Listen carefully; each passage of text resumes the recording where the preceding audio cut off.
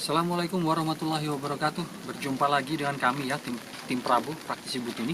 Malam ini kami akan mengungkap sosok tentang Karaeng Tunipasulu, Raja Goa ke-13 ya.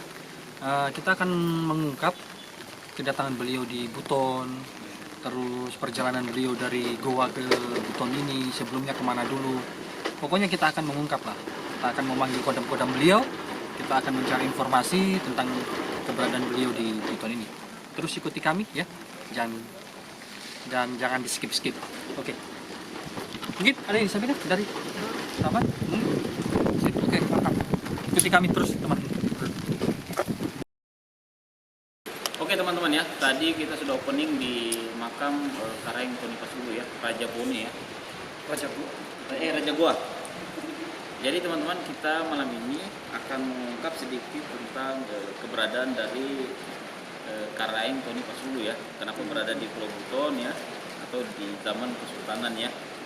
Terus latar belakang juga sehingga beliau ada di Pulau Buton, kita akan meminta keterangan dari sosok atau makom dari Tunipasulu ya, Raja Goa ya, kedatangan beliau.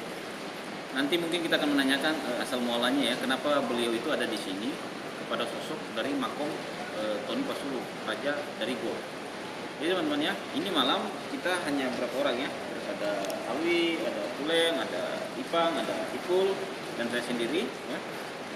Di sini saya cuma kasih tahu kepada masyarakat Kota Bogor atau di luar dari Kota Bogor. Saya asli putra daerah Buton ya, teman-teman ya.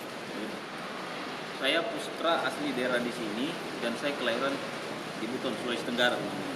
Saya bukan putra daerah dari luar, tapi saya putra daerah Buton ya. Cuman karena saya kebanyakan selalu di luar ya, selalu di negeri orang atau di kampung orang, saya mencoba mencari suatu kehidupan di daerah lain ya. Seperti itu teman-teman ya. Tapi kalau putra daerah, saya putra daerah Buton ya. Seperti itu teman-teman ya. Ini tentang latar belakang saya sendiri ya, agar tidak ada kesalahpahaman bahwa saya bukan dari luar, saya dari Buton ya. Cuman karena bahasa Wolio saya tahu, tapi untuk berbicara dalam bahasa Wolio saya kurang tahu, cuma arti saya paham sekali teman-teman ya. Seperti itu. Kita akan mengungkap sedikit ya, maaf agak sedikit menyamping tadi ya dari obrolan. Kita akan meminta keterangan dari makom atau kodam dari Karaeng Tunipasulu ya, Raja Goa. Kenapa bisa ada di Pulau Buton ya? Dan dia mungkin bisa menceritakan tentang sejarahnya, awal mulanya dia datang ke sini. Mungkin pertama-tama kita akan lakukan perjalanan astral dulu ya. Kenapa bisa ke sini? Sedikit informasi yang saya ini dari kodam makom itu pernah kejadian pembunuhan ya dari Raja Goa di saat peperangan di Wajo ya, daerah Wajo ya. Terus melakukan perjalanan pulang, itu mungkin belum sampai ke Parepare terjadi pembunuhan atau penikaman dari Raja Goa ya teman-teman ya, ayah dari Karaeng Tunipasulu. Seperti itu, kita akan melakukan perjalanan astral teman-teman ya. Boleh bisa teman-teman, ini bersih ya, karena kami bikin di sini karena kondisi hujan ya. Jadi kita kesini saja. Perjalanan astral Tuleng ya. Ingat perjalanan dari peperangan dari Wajo, terus sehingga Raja dari ayah atau Tunipasulu kenapa bisa meninggal ditikam, itu akibat apa ya? Coba perjalanan astral ya, seperti Tuleng ya. Nanti teman-teman kita akan melakukan juga mediumisasi agar kita mendapat sedikit keterangan atau informasi mengenai perjalanan dari Karaeng Tunipasulu, Raja Goa. Seperti itu teman-teman ya. Tuleng, baca Al-Fatihah teman-teman. Ini gini, kami memang suka apa adanya, pakai celana ya, biasa saya robek, Tuleng robek, biasa saya tidak robek, Tuleng robek. Itu jangan pernah melihat seseorang penampilan itu dari penampilan tubuh ya, tapi lihat kolbunya seseorang seperti apa ya, gitu seperti itu teman-teman. Kenapa kami tidak memakai suatu pakaian yang islamik atau pakaian yang sorban ya? Karena kami tidak mau teman-teman, karena mungkin diantara kami ini masih banyak dosa ya. Gitu. Kami juga bukan ulama ya, kami banyak belajar dari ulama, mungkin dari para ustadz ya, tentang hal-hal kebaikan ya. Jadi jangan pernah menilai seseorang dari penampilan, bahwa seseorang itu belum tentu dia penampilannya jelek, dia punya kalbu atau imannya itu jelek ya. Jangan seperti itu. Jangan pernah melihat seperti itu teman-teman, karena banyak golongan-golongan para wali yang bisa dilihat dari segi penampilan ya. Pernah saya share sedikit, wali Walamatia itu wali yang karakternya seperti Tuleng ya. merokok, ya, kasar, itu biasa teman-teman. Tapi mungkin dari kita belajar suatu kebaikan tentang ajaran-ajaran kebaikan Islam, ya, setelah kita akan menjadi manusia yang mulia seperti itu. Ini perjalanan asal dilakukan oleh Tuhan ini.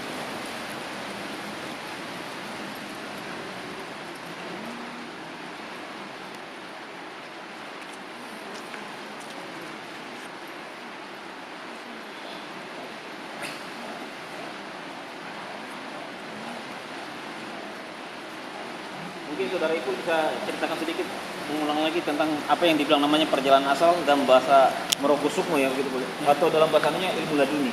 Ya. Baiklah. Jadi perjalanan astral ini seperti yang di konten-konten kita kebanyakan ya kemarin-kemarin seperti itu ya. Tidak boleh dilakukan oleh sembarangan tanpa ada dasar-dasar amalannya.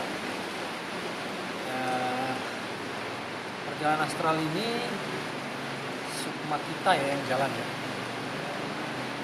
Jadi memang harus mempelajari dulu dasar. Begitu ya Mas Teraldi. Jadi kenapa banyak orang yang melakukan kajian itu sampai rada gila, rada stres, karena pada dasarnya mereka tidak memiliki dasar dan mereka mencoba melakukan perjalanan astral atau bahasa Jawanya tadi Merauke Sukma.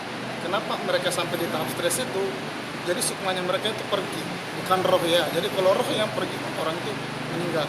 Tapi kalau sukma yang keluar dia masih bisa kembali. Cuman kalau misalnya dia tidak punya landasan, sukmanya tidak kembali, dia bisa gila. Makanya orang kadang ketika dia mengkaji suatu ilmu tanpa guru atau tanpa dasar itu kadang suka kayak bilang diam, tiba-tiba ketawa sendiri, itu biasanya sukmanya. Jadi makanya dilarang keras untuk melakukan perjalanan astral tanpa dasar dan tanpa bimbingan oleh seorang guru.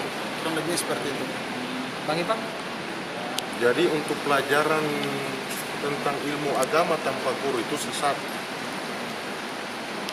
Jadi itu saja saya sampaikan. Ya, baiklah teman-teman, itu yang disampaikan oleh sahabat-sahabat kami tim Prabu ya, bahwa jangan pernah belajar sesuatu ilmu tanpa ada guru, karena nanti akan bisa sesat. Ya. Jadi kita biarkan dulu Mas Dartumen untuk melakukan perjalanan astral ya. Oke.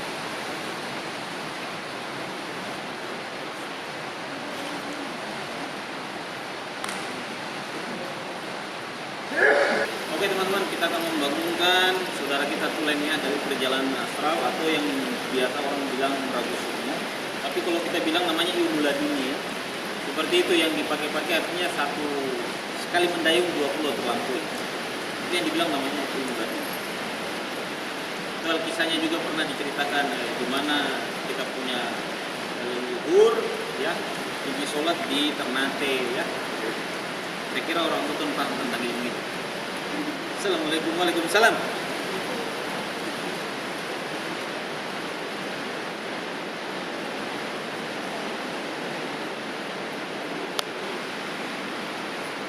Mau dulu saya tulen atau kita berdiri? Hah? Ya kita berdiri saja teman-teman.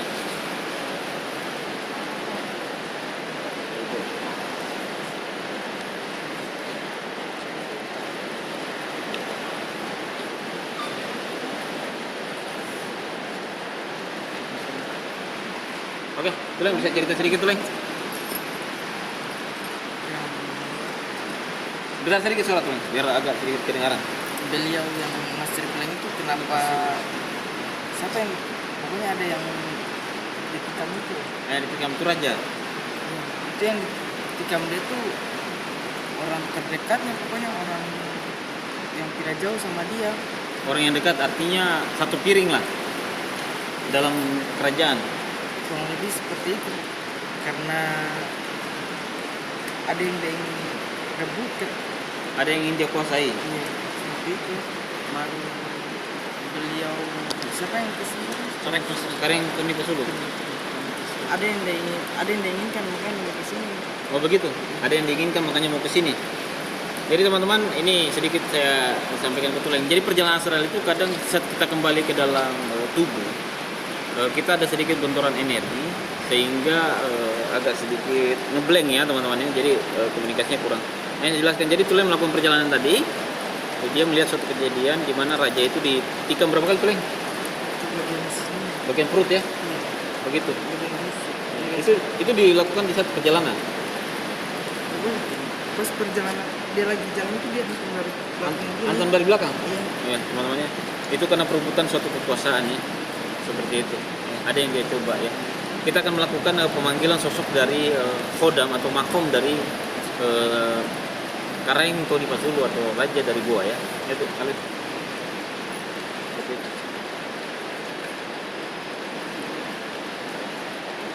Jadi teman-teman ya, saya biar teman saya itu kelihatan, biar kameranya agak sedikit. Kita akan pemanggilan dari sosok Karaeng Tony Pasulu dari makom atau makam yang dia dimakamkan itu tertinggal suatu karoma atau suatu energi dari beliau ya selama ada di Pulau Buton. Mungkin sahabat saya bisa memanggilkan langsung Kodam yang dari Karaeng Tony Pasulu. Kita akan meminta keterangan dari Kodam tersebut.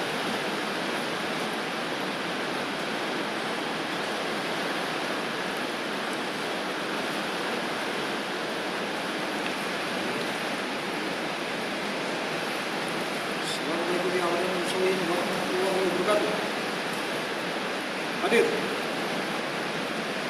Hadir. Hadir.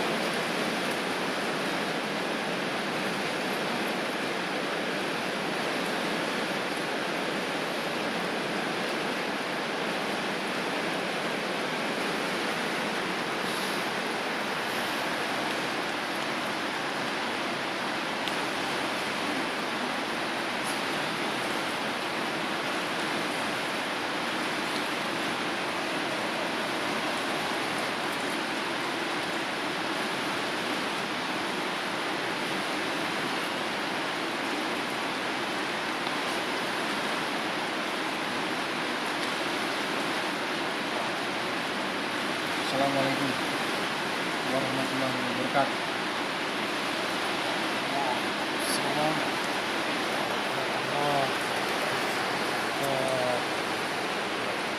Assalamualaikum. Bisa dikasih besar suaranya, biar masyarakat Goa bisa mendengar sesuatu cerita tentang Karaeng Tony Pasulu, raja dari Bone. Boleh saya meminta sedikit informasi tentang latar belakang beliau? Bisa ceritakan sedikit tentang beliau, kenapa beliau bisa ada di Tanah Buton? Pindah dia. Pindah? Iya. Kenapa dia bisa pindah ke sini? Karena kekuasaan yang mau dialihkan.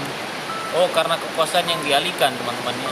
Tapi menurut juga cerita, memang Karaeng Tony Pasulu atau Raja Goa itu diasingkan ke Pulau Buton. Kan ada berapa pulau yang dipilih? Kenapa dia pilih ke Pulau Buton? 2. Kenapa dia pilih ke Pulau Buton? Mau belajar tasawuf dan ilmu agama. Oh, jadi beliau datang ke sini mau belajar ilmu tasawuf atau ilmu agama ya, teman-temannya. Karena dia tahu bahwa Buton ini pulau yang dimuliakan atau pulau rahmatan min alamin ya, kuliah orang-orang ya.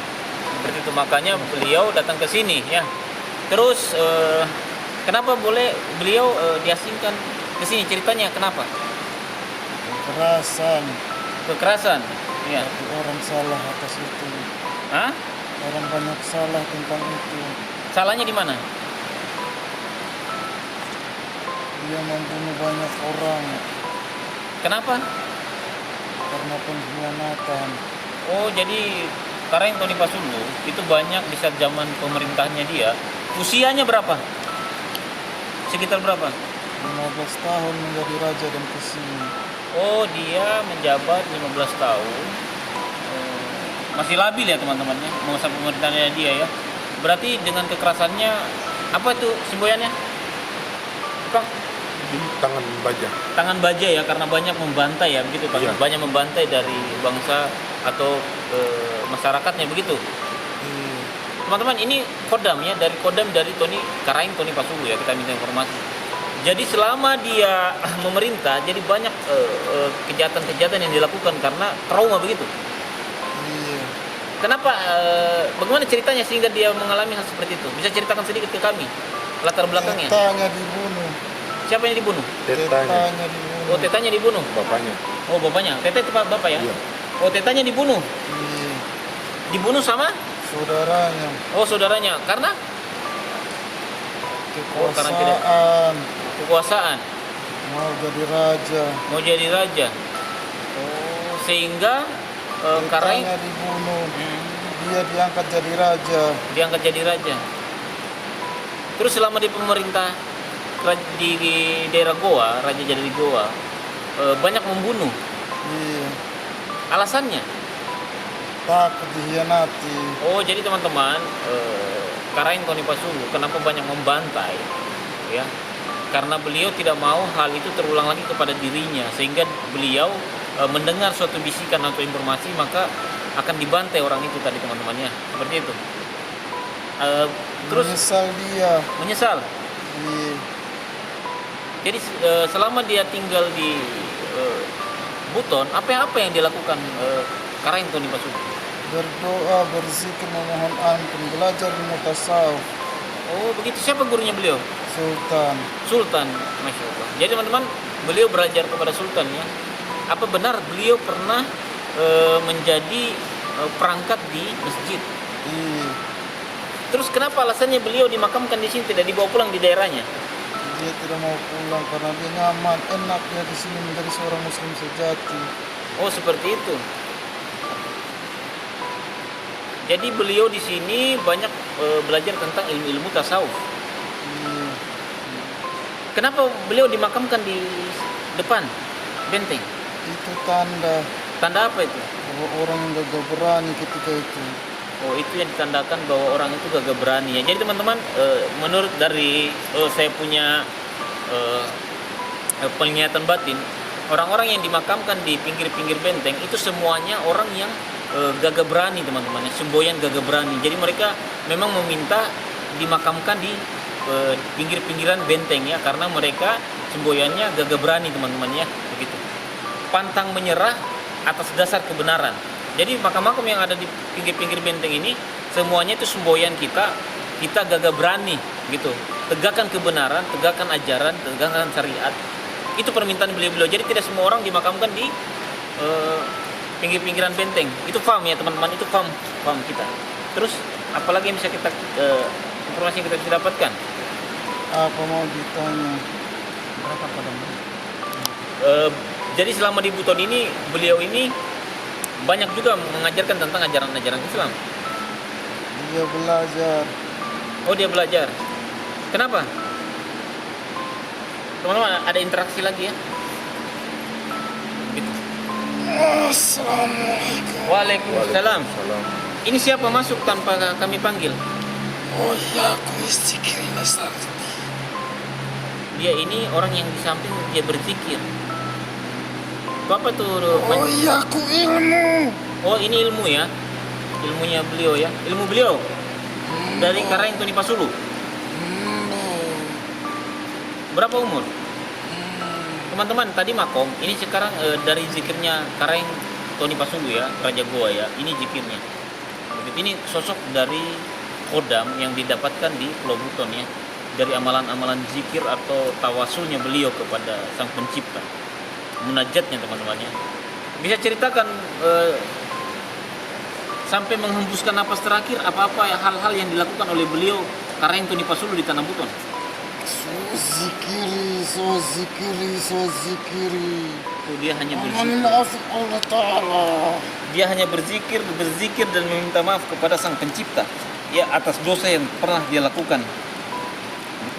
Terus untuk dari guru beliau itu siapa?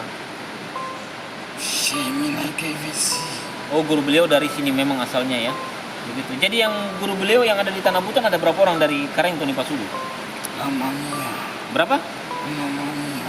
Ada 6 orang ya. Itu jangan saya sebut ya teman-temannya. Termasuk gurunya itu dari Sultan ya. Saya tidak mau sebutkan siapa. Yang jelas gurunya yang belajar tentang ilmu marifat atau tasawuf itu dari Sultan juga ada, dari Karaing Tonipasulu ya, Raja Goa. Terus ada hal yang akan mau disampaikan kepada anak cucunya di Goa sana. Mani maafu kami na. Mani maafu kami. Pesannya banyak berminta maaf kepada leluhur atau sang pencipta ya teman-temannya. Jangan pernah melupakan leluhur atau sang pencipta kita ya. Apalagi jadi beliau itu tahu bahwa kalau beliau itu pernah melakukan perbuatan yang salah atau perbuatan yang kejam yang dilaknat ya teman-temannya. Sakit hatinya karena orang tuanya meninggal. Ini artinya dari saya artikan teman-temannya.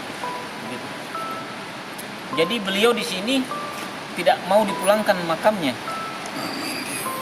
Oh, dia tidak mau teman-teman dipulangkan makamnya. Jadi ini sosok ini bisa berbahasa Indonesia ya. Begitu. Karena jin itu hidup ribuan tahun. Jangankan bahasa Indonesia, bahasa Wolium mereka tahu. Tergantung di mana tempat atau daerahnya teman-teman. Ya, kalau kita di daerahnya Jawa maka dia akan berbahasa Jawa. Sama itu. Praktisi-praktisi yang lain dengan saya itu sama, melakukan hal yang sama. Di saat pemanggilan kodam, pasti kodamnya berbahasa Jawa atau berbahasa Sunda.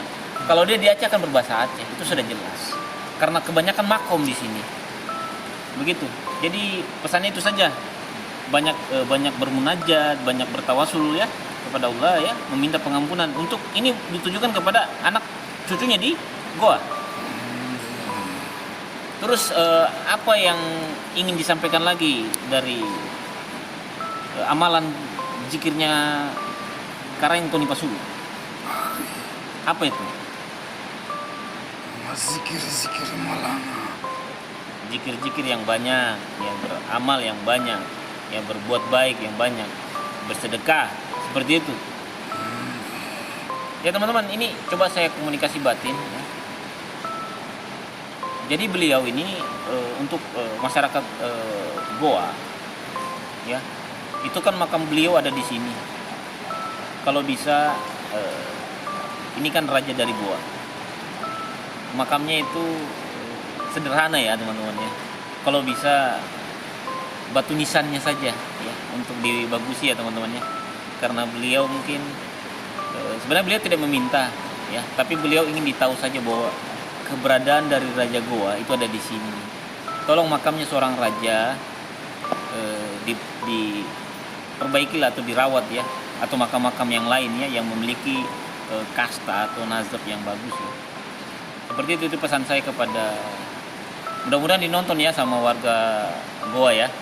Tolong raja dari Goa, Karang Toni Pasulu ya, datang ke Buton itu banyak menyesali perbuatannya beliau di saat masa pemerintahannya dia, sehingga dia diasingkan di Pulau Buton, belajar tentang ilmu tasawuf kepada sultan dan 5 orang gurunya lagi teman-teman ya. Seperti itu. Ada lagi? Tidak ada yang mau disampaikan dari makomnya Karang Toni Pasulu? Ada juga mau disampaikan? Oh, sudah cukup teman-teman ya. Seperti itu. Jadi teman-teman bisa kita kasih keluar. Siap. Ya. Baik, terima kasih. Assalamualaikum warahmatullahi wabarakatuh.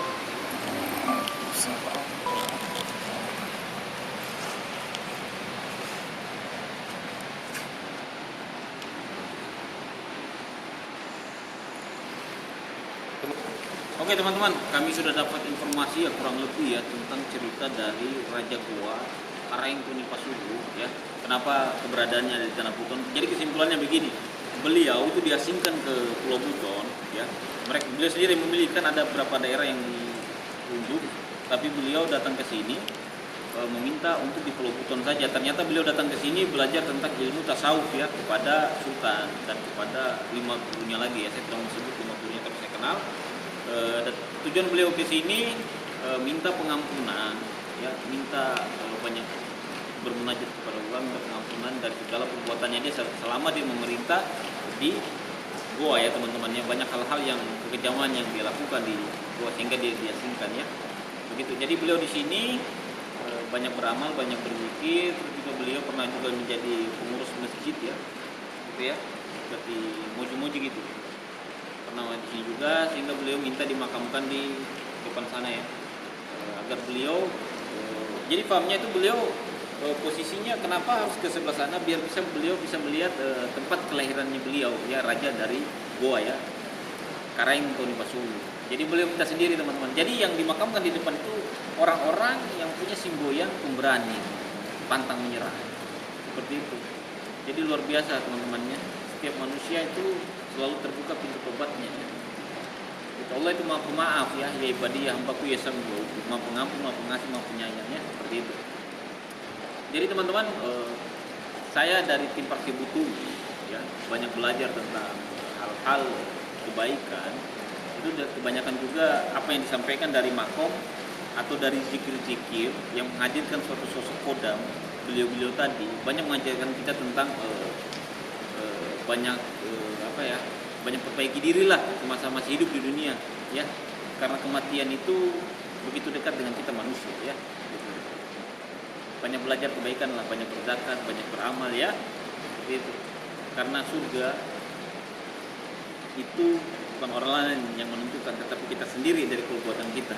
Itu saja dari saya ya, Tommy. Mungkin ada tambahan dari Master Alwi, Master Ipul, Master Tulen, Master Ipang, cukup. Itu saja teman-teman ya. Jadi jangan lupa ya teman-teman ya, subscribe, share, komen, like ya teman-temannya, karena itu yang kami butuhkan dari subscribe-nya teman-teman. Itu kami butuhkan sekali ya. Karena kami agar tidak berhenti melakukan suatu konten edukasi atau penyampaian tentang sejarah-sejarah di mana beliau bertobat kepada Sang Pencipta. Gitu. Jadi teman-teman, kenapa dia pilih tempat ini? Karang Tunipas Hulu, karena di sini pulau yang dibilang namanya Rahmatan min Alamin. Ya teman-teman, belajar tentang kajian-kajian tawasul atau kajian-kajian tasawuf, marifat, syafaat, hakikat di sini. Karena orang tua kita dulu memang ada nazab dari Arab. Seperti itu teman-teman, dari sahabat-sahabat Nabi, seperti itu. Itu saja yang saya sampaikan teman-teman ya. Sekian dan terima kasih. Assalamualaikum warahmatullahi wabarakatuh.